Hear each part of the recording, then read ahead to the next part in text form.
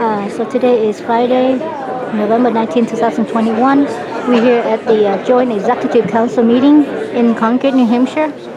And it's about 10 past 10 right now. The meeting's supposed to start at 10, so people will start drifting in slowly right now.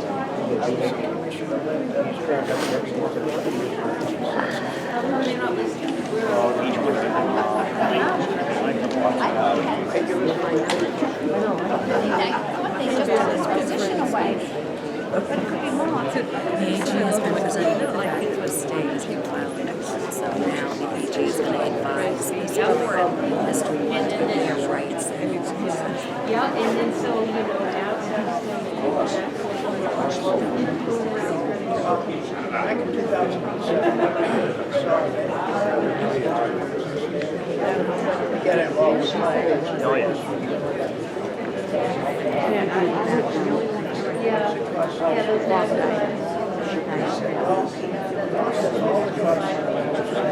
he's right there. I already saw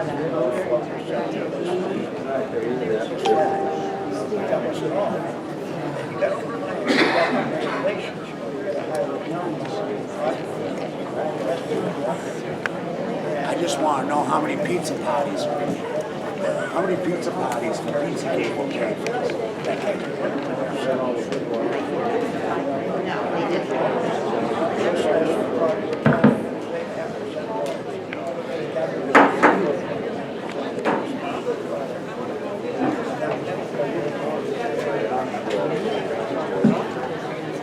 I'd like to call this meeting of the Fiscal Committee to order.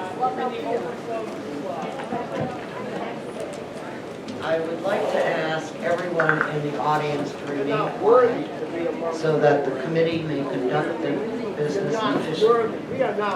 This meeting is being live streamed. I ask the committee to utilize your microphone anytime you are speaking, both for the benefit of our remote viewers and for people here in the room to hear you. Overflow rooms are available for the audience to view this meeting. They are located in rooms 202, 204, and 205, 207, which are down the hallway on this floor. They will have a live feed of this meeting on television. Again, thank you for being here today, and please help us get through our business by remaining quiet throughout the proceedings. Please be sure to turn your phones to silent or vibrate. Thank you. Our first order of business are the minutes from the September 17th meeting. We had a correction to those, and I believe that has been made. Can I have a motion to accept the minutes? So moved. Do I have a second? Okay. Senator Gaida moved and Senator Rosenwald seconded. Point of order. Yes? Should the motion not be to approve as amended? That's correct. Yeah. Okay, thank you. All those in favor signify by raising your hand, please.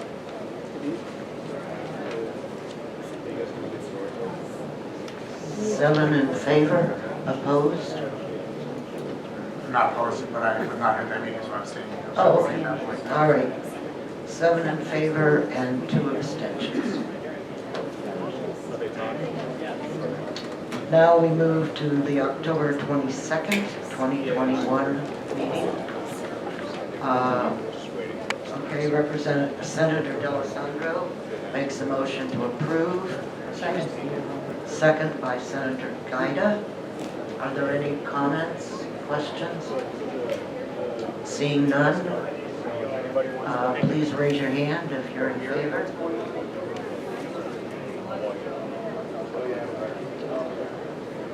Nine in favor, opposed? No. Okay.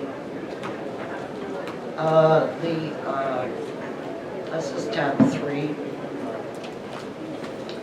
The legislative Performance Audit Oversight Committee has made a recommendation to us for approval of a performance topic, licensing, processing, and procedures for the mental health workforce.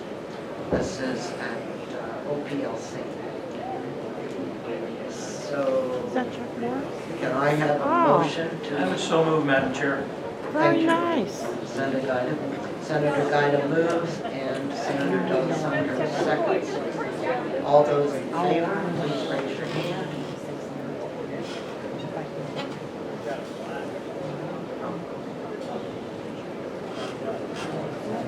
And Ross.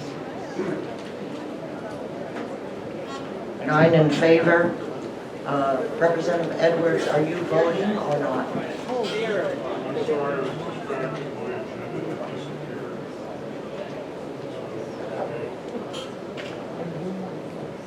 Yes?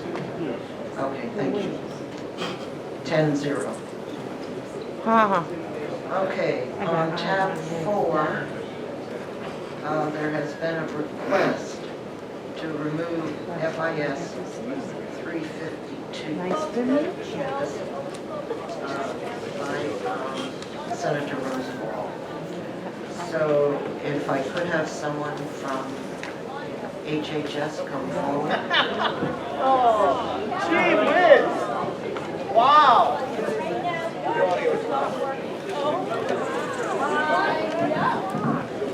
Shut it down!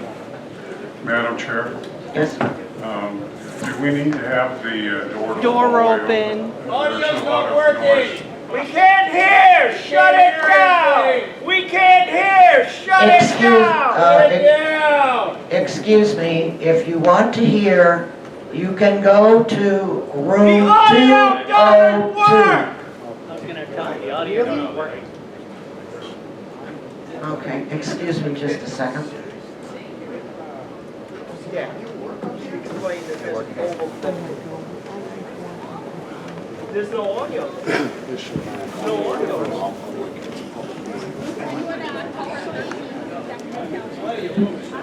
You might try room 205, 207. Okay, Senator Rosenwald, you had some questions on this?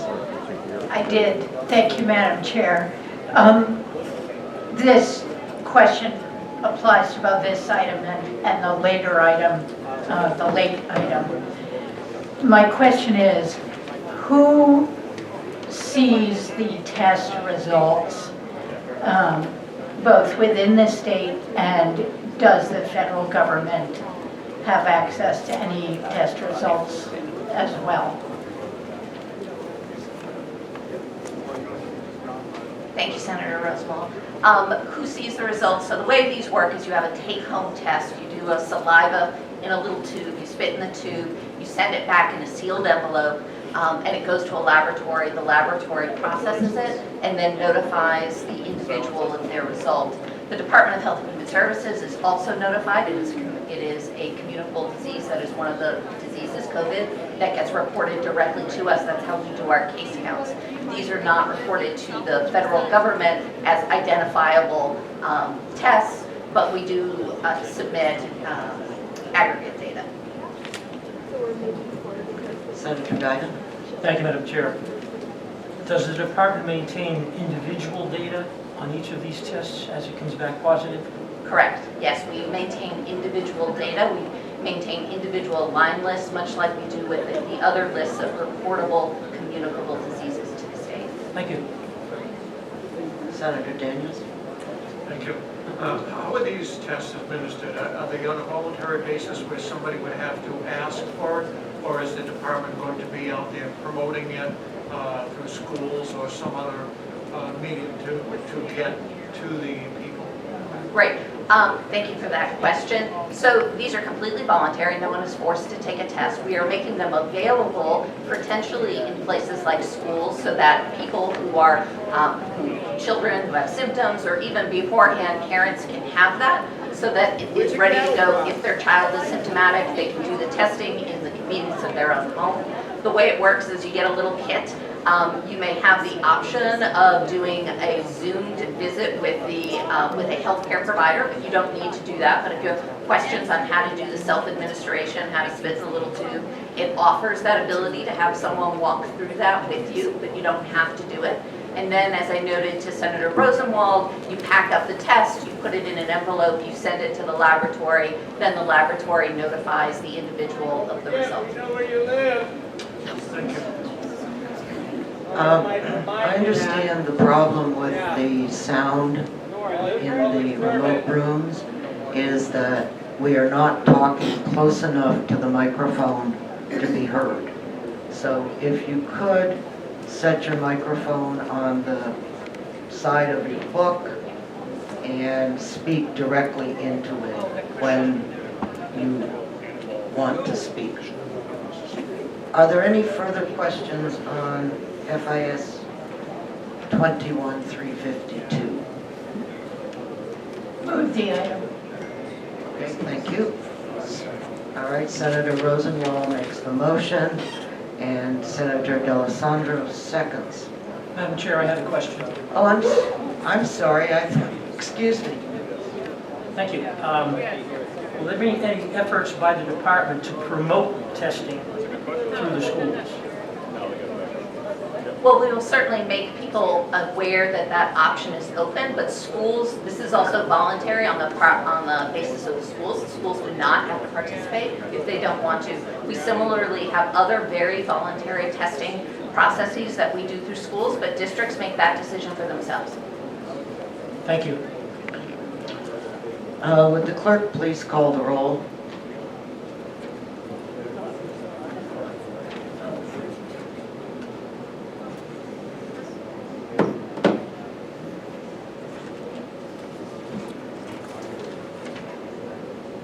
Okay, this is a motion to approve on 21-352. Representative Edwards. Yes. Clerk votes yes. Representative Burke. Yes. Representative Gleason. Yes. Can't be talking at the same time. Okay. Senator Daniels. Yes. Senator Morse. Yes. Senator Gaida. Yes. Senator Rosenwald. Yes. Senator D'Alessandro. Yes. Representative Umberger. Yes. Madam Chair, the vote is 10 in favor. Vote is 10 in favor. Thank you very much. Could I have a motion to approve all of the other consent items in tab 4? Senator D'Alessandro moves. Senator Rosenwald seconds.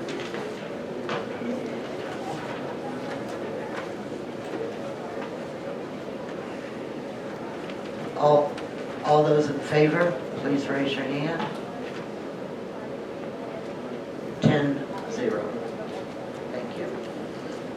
We now move to tab 5.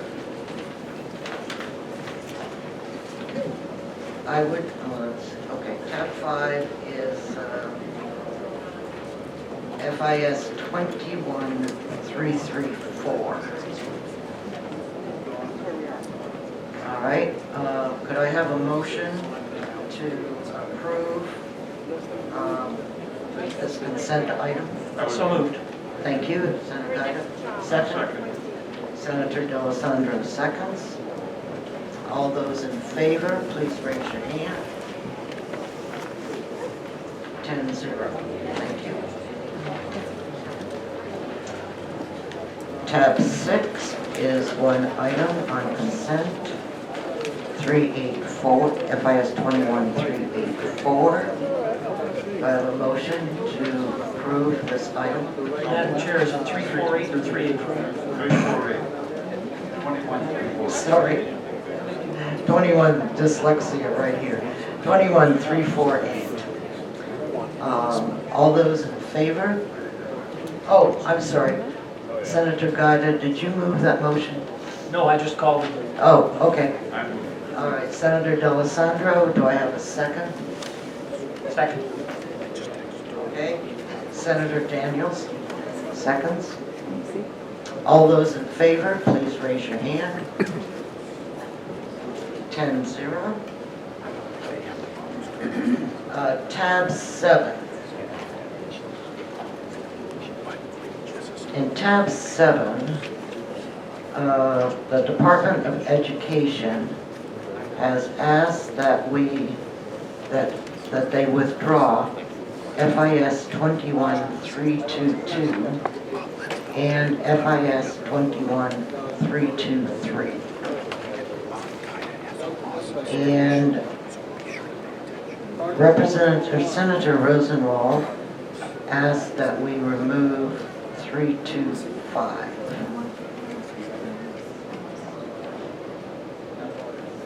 No? It was, I'm sorry, Madam Chair, it was 336. Department of Health and Human Services. Okay, that's fine. I had both of them, but, Oh, okay, so we will not remove 325. wasn't me. Oh, okay. I don't think so. Okay, so 336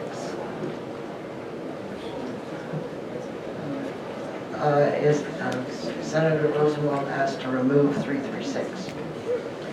Okay, so could I ask HHS to come back to the table?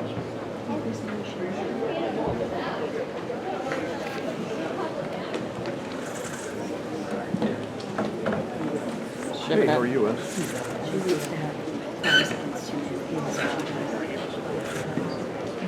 Good morning. Could you please, which I didn't do last time, state for the record? Karen Rounds, Chief Financial Officer. Thank you. Commissioner Lori Shivanat, DHHS. Relitman, Medicaid Director. Thank you very much. Senator Rosenwald. Thank you, Madam Chair. Good morning. I understand these are the extra federal Medicaid match funds. And my question is, last fiscal year, the department lapsed tens of millions of dollars of general funds that were supplanted by this extra federal money.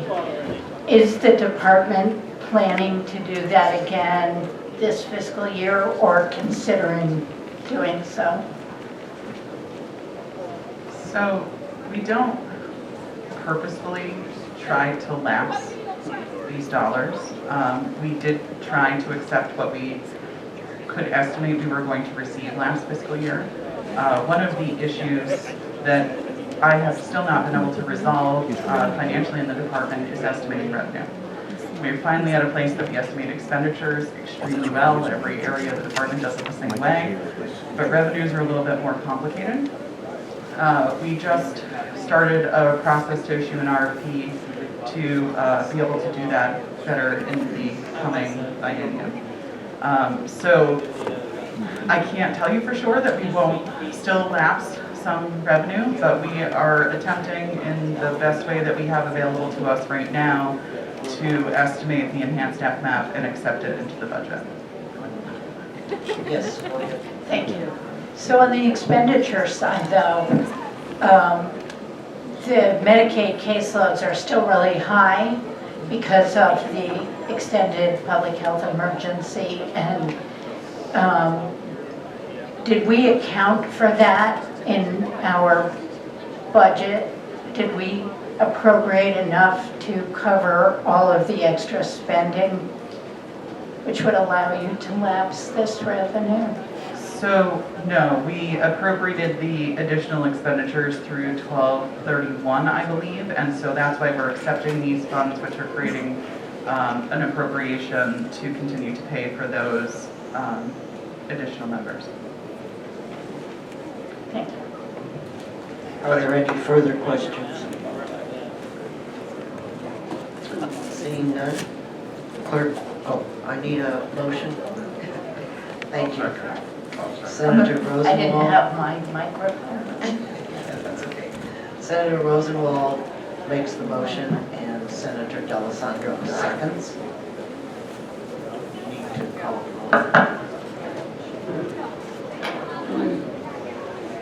roll. This is a roll call for FIS 21-336. Representative Edwards. Yes. Court votes yes. Representative Burke. Yes. Representative Leishman. Yes. Senator Daniels. Yes. Senator Morse. Yes. Senator Gaeta. Yes. Senator Rosenwald. Yes. Senator D'Alessandro. Yes. Representative Umberger. Yes. Madam Chair, the vote is 10-0. Thank you very much, 10-0. Could I have a motion on, to approve the remainder of the items in tab 7 that are on the consent calendar? I would move the item. Senator D'Alessandro, Second. seconded by Senator Rosenwald.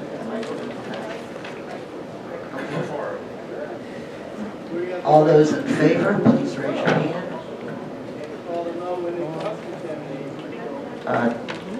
10-0. Thank you. We now move to tab 8.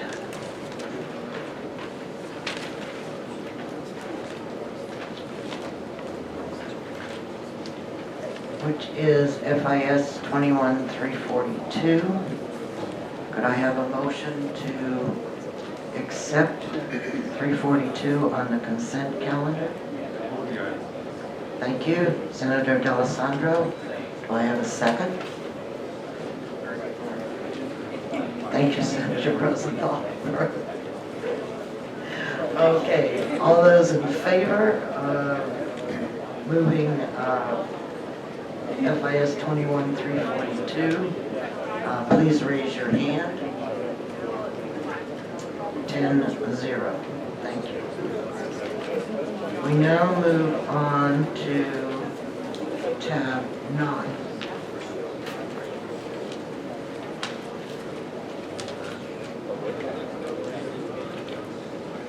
Okay, tab 9 is FIS 21-341. Could I have a motion to accept this on the consent calendar? Thank you, Senator. Do I have a second? Representative Leishman. All those in favor, please raise your hand. 10-0. Thank you very much. Okay, moving on to tab 10.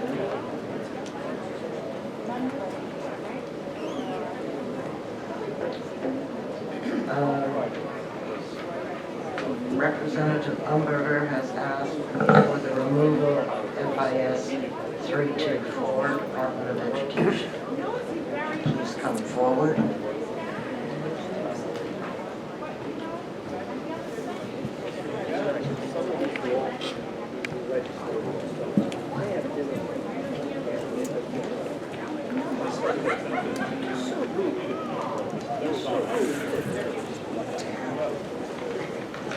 Hi, could you please state your name?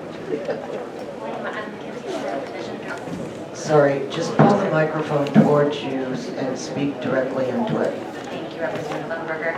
I'm Mackenzie Snow, Division Director of Learner Support at the New Hampshire Department of Education. TMA Valancourt, CFO for the Department of Education. Thank you very much. My question was, how are the non-public schools going to receive these dollars? Thank you. So I think for context, it's helpful to understand that this is a second iteration of the EANS program. EANS 1, or Carissa EANS, what was just recently administered. And under ARP, there is a second tranche of funds called ARP EANS. So it will be administered substantially similar to Carissa EANS. The non-public schools that are selected to participate must demonstrate their eligibility and proactively apply. They must demonstrate their eligibility by showing a substantial proportion of students who are low income, as well as significant significant impact of the COVID-19 pandemic. The agency submitted an application to the U.S. Department of Education with metrics for these two criteria, which was recently approved, and we received the funds on 10/25. So the non-public schools will in fact have an application process that they need to go through? That's correct. Okay, thank you. Could I have a motion? Oh, I'm sorry. Thanks, Madam Chair. Could you tell us how many schools are likely to receive these funds? So there were 48 non-public schools deemed eligible and chosen, and who chose to participate in Carissa EANS. But again, their eligibility is based on their self-reported data in their applications. So that gives us a guidepost, but that number could be different for our EANS. Thanks, Madam Chair. Are there any further questions? Senator D'Alessandro. Thank you, Madam Chair. Well, thanks so much for coming. But there are a couple of things here that make me Senator think. D'Alessandro, please move. Well, you're on, but you're not close enough. Can't hear you at all.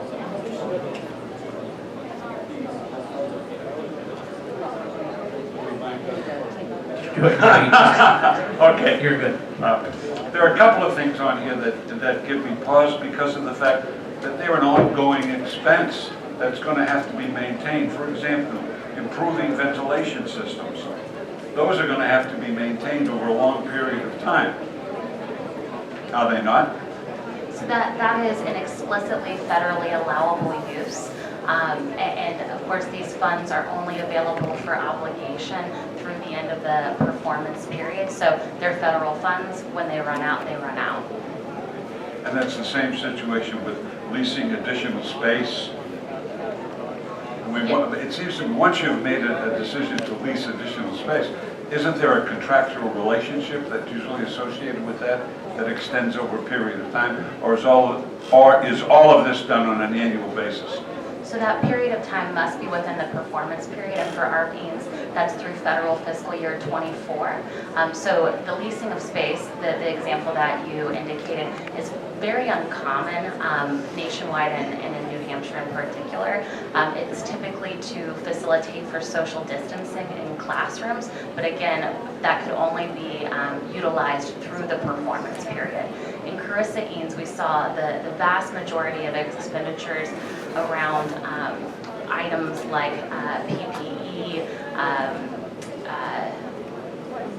things to improve air quality, etc. Just one further question. Certainly. But these things have an ongoing situation. And if you've made a commitment to do it for a limited time, what happens when that time runs out? So if there are additional needs in response to the COVID-19 pandemic after the performance period of ARP EANS expires, then those would not be supported by existing federal funds. Thank you, Madam. You're quite welcome. Are there any other questions on 21 through 24? Yes, Senator Conley. Thank you, Madam Chair. Thank you for your excellent presentation, by the way. Thank you. Is this same program or a program equivalent to it available to our public schools? So this is a separate program from that survey of public schools. So in the first package, CARES, in 2020, there was a requirement, as there is with ESEA programs and IDA programs, for public schools to provide equitable services to non-public school students and teachers from their allocation. In Carissa and ARP, the Congress decided to create a separate program that is directly administered by state education agencies, as opposed to having a proportionate share of the non-public schools allocations spent on participating non-public schools. And in fact, I think it's helpful to note that school districts in the state have received over $540 million across 6 different programs and these 3 different legislative packages. Thank you. Would it follow up? Yes. Thank you. Would it be appropriate to say that this is actually going to relieve administrators in the public schools of managing these funds, that they would have to delegate them to the private schools? That is consistent with the feedback that we've received from school districts. Thank you very much. Are there any further questions? Seeing none, will the clerk call the roll, please? Madam Chair, this is item 21-324. Representative Edwards? Yes. Yes. Representative Earth? Yes. Representative Fleischman? Yes. Senator Daniels? Yes. Senator Morse? Yes. Senator Gainer? Yes. Senator Rosenwald? Yes. Senator D'Alessandro? Yes. Representative Humphrey? Yes. Madam Chair, please. Okay, thank you.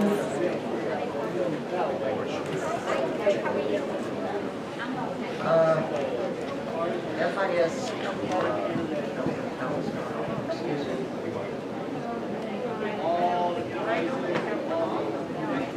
FIS 257.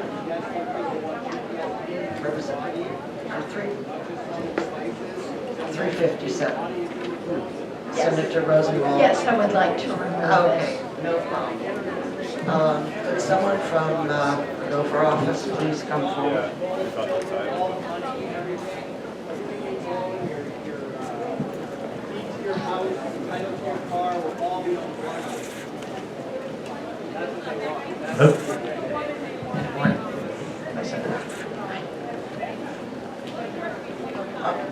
Would you please introduce yourself? Taylor Caswell, the governor's office for for emergency relief recovery. Make sure you speak directly into the mic because... Understood. Yep. Okay, thank you. And? Chase Hageman, Deputy Director at Gopher. Okay, thank you very much. Go ahead, Senator Thank Rosenthal. you. Madam Chair, I have a number of questions on Certainly. this item, if you'll indulge me. I will. Thank you. First, I'm curious how you arrived at the amount of 17 million and change. How did that number? Certainly. Senator, I think what we were aiming for is to be able to launch a pilot program where we would see somewhere between 1,000 and 1,500 students be able to take advantage of a program such as this. And that total comes to around $15 million, roughly speaking, because there would be an average there. The remaining funds would be used over the course of the 3 or 4 years of the program to administer the program. Thank you. And I noticed that you propose to allocate a portion of the funds to individuals who are most affected. And so my question is, why only a portion? What portion, and why not 100% being the portion? Certainly. I think that the idea that we had with this program was sort of twofold. One is to put the bulk of the funding, so let's say, I think it was $10 million, that would be eligible for individuals who are at 80% or lower of the area media income. And that would be the first component of the program that would be launched and made available. The second remaining amount of roughly, let's say, $5 million would be launched later in the summer, and the target would be students that are graduating this coming spring and giving them incentive to stay in the state and take jobs in New Hampshire employers. Thank you. And what are the industries that you're proposing to run this program in, and how are they